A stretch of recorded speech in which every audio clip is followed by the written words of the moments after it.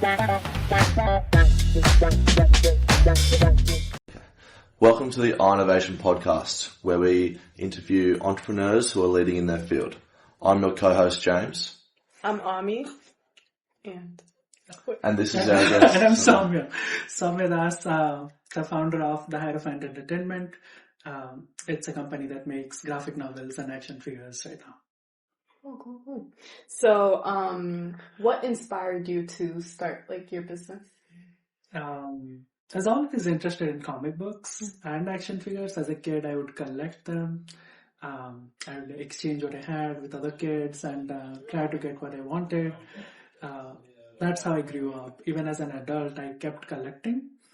So if you come to my home, it's like full of action figures in most of the rooms.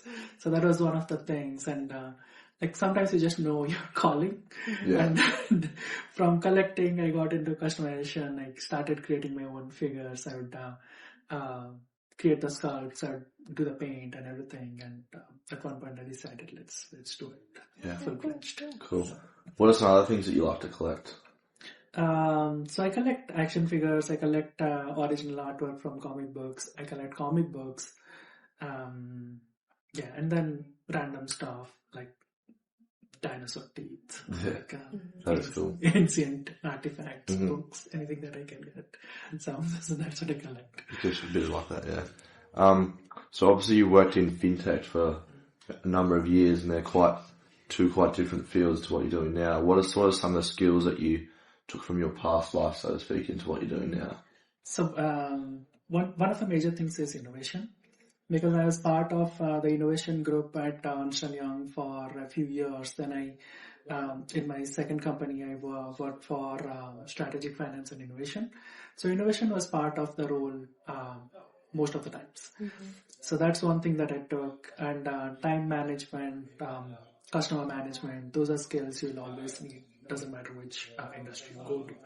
So those helped. And the finance aspect of it is always going to help it. So even if you study finance in college, accounting in college, bringing that to your work, that is always helpful. That's the majority of it. Yeah. What exactly were you doing in your previous life? What is fintech really like? What is that? So basically, I started with data analytics, right? From data analytics, I moved into risk. So finding out the risk associated with technology, right? So tech risk. So if there's a tool that, if you are using, say, AWS Cloud, right? And you want to know that your data is safe, right? So Amazon would give you a SOC 2 report. If you are using some kind of network, you have to see the vulnerability of the network, if it can be hacked or not. So that's tech risk. So I spent a few years in tech risk. I did some third-party risk management as well. And innovation. In innovation, we did a lot of data analytics. We did created even softwares and apps. So that was part of the innovation. And then we also helped the Office of the CFO. So Office of the CFO deals with, say, procurement. They deal with different things, say, source to pay, order to cash, and the financial close, everything. So we work for the Office of CFO just to advise them how they can save money, how they can improve their processes, and stuff like that. So that was my majority of work. It's a lot. In the previous life. And you prefer that, or do you prefer what you're doing now? Oh, I definitely prefer what I'm doing now. That's it. I love what I'm doing now. Yeah. So if I'm working day and night and I'm very tired, and then I pick up one of the action figures, it always brings a smile on my face. I'm good. Yeah. So, makes you feel like it's worth it. Yeah. So in this industry, you have to be super creative. So would you consider yourself a unique artist, and why? It's not say unique, right? So there are very limited number of stories. It's just how you tell it, right? So you have to say the same story in your own way, whatever your culture is, whatever your education is, whatever you have come up learning. So you have to tell that story in your own way. Right? And that makes it creative or new for someone else listening to it. So that's one of the major things. And when I'm writing stories or designing something, it's always rooted to how I have grown up or what I have seen growing up or something related to like the place where I belonged, right? So that helps. Okay, cool. Awesome. Sort of going off that, how does a piece of folklore or something from your culture turn into an action figure or a story? So say Hanuman is one of the characters. So we have seen many versions of Hanuman growing up because Ramayana is very big in India. I have, because like it's also a thing that people consider sacred. Like a lot of people pray to Hanuman. So I had a statue of Hanuman since I was probably 15 years old. And I have always carried that with me. And when I designed this figure, I took a lot of elements from that small statue because that meant something to me. When it came to the colors, the place that I come from, there's an ape, it's called Langur, and we call it Hanu. And the colors of that ape, I wanted to have some part of it in this character. So that shapes like what I have seen, where I come from, the say surroundings, animals, imagery, everything that I have seen. I try to incorporate that in the design that I'm making. So yeah, that kind of like that statue, those things, they became this action figure. This is the first time someone is doing like full-fledged action figures. So I have the liberty to use my designs. Yeah, you can do it how you want. Yeah. Do you have like a favorite design that you specifically like? From what I have in the line so far, I think I like there's a character called Ravan. So Ravan has 10 heads. So there's no action figure that has 10 heads. So I devised a way. This was back when I was sculpting. How to replace the single head with these 10 heads, and the character can still stand. Right, so that's one of the designs I worked on, and we have made that now. It's going into production soon, and that character would be out. It's very popular among people right now. And then there's a third form of the same character that has these 10 heads all spread out, and that has 20 arms. So the main thing is having this guy stand as an action figure. I have created a prototype that stands.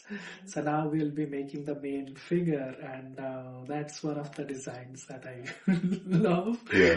So we'll see how that works out. Sounds like a challenge. So creating these, is it by clay? Or so right now, like some of the prototypes that I do first up, I do use green stuff. We call it green stuff. It's kind of like an epoxy putty. So there's like two parts of it. If you mix it, it becomes hard. So you get like a 15-20 minute window to sculpt on it or like give it shape, and that hardens. So I use that for say prototyping.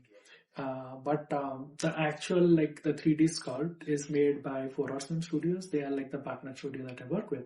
So for Four Horsemen, I just give them like designs and like 2D designs. I do turnarounds of the characters, color schemes, and everything, how everything is going to move. But they do the 3D sculpts for that. And for these ambitious things, I sculpt them myself first just to see that it works before sending it to them, because I have to pay them. So.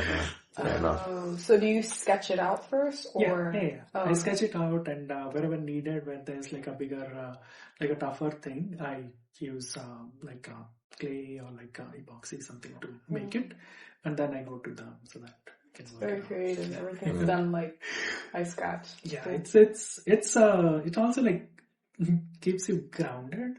So every time you do something by hand, like sculpting or like doing art or anything, that helps you like connect with something. Because most of the times we are on screens. Yeah. So at least this is something you can do separate from the screen.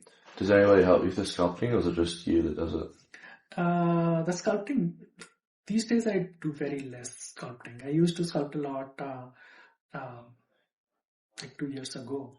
Right now it has come down. I do very less sculpting these days. The digital sculpts is all done by the studio. So I just give them the 2D designs and everything. They sculpt it. So, but yeah. Before like 2 years I used to sculpt everything by hand. Just myself. Time consuming. Do you have any? Do you have any like exciting plans? Looking forward to for the company? Yeah. There's one new line that I'm hoping to start next year. I have to figure out like how I'll get funding for that. But there's a new line, an ambitious line that I want to start, and that is exciting right now. We'll see how that goes. But yeah, nothing like I was talking about the movies and everything, but that will become exciting when I start pitching. But that hasn't happened yet. For now, it's just the new line I'm excited about. Cool. Going back to what I asked about before about how your products are all rooted in Indian culture, how do you go about selling your products to in this marketplace, which is mostly American people? A lot of people know the characters, right? A lot of people know the characters. And that's why like Hanuman is very popular. Even like in Marvel movies, they have referenced Hanuman. And people get that, right? So once they get a Hanuman, we have a book in there that's going to like tell people the stories of these characters, like what happened in Ramayana. So that will become a hook for them to buy more. Other than that, it's mainly the designs that people come and buy because for say Vali is half ape, half human. So a lot of people are, okay, we'll get a character like that. Even like the 10-headed Ravan, people are like, okay, this is a cool new design figure, we'll pick up. So that has been helping. And to get people more into the lore, we are doing this comic book that goes with the figure. So it's in the package. They'll find it, they'll read it. So, we had like people from like 16 different countries buy these. Yeah, I was about to ask that. That's good. At least these people are interested in what we are doing. That's so cool, yeah. And we'll see, it'll keep growing hopefully. Yeah, that's impressive. Do you have any more questions, Ami? No. No? Alright, well, I've been James. I am James, sorry. Let's just Sorry. I'm your host, James, for today. I'm your host, Ami. This is our wonderful guest, Soumya. If you've enjoyed our podcast, don't forget to follow us at the Hynes Institute on YouTube and also follow us on Instagram.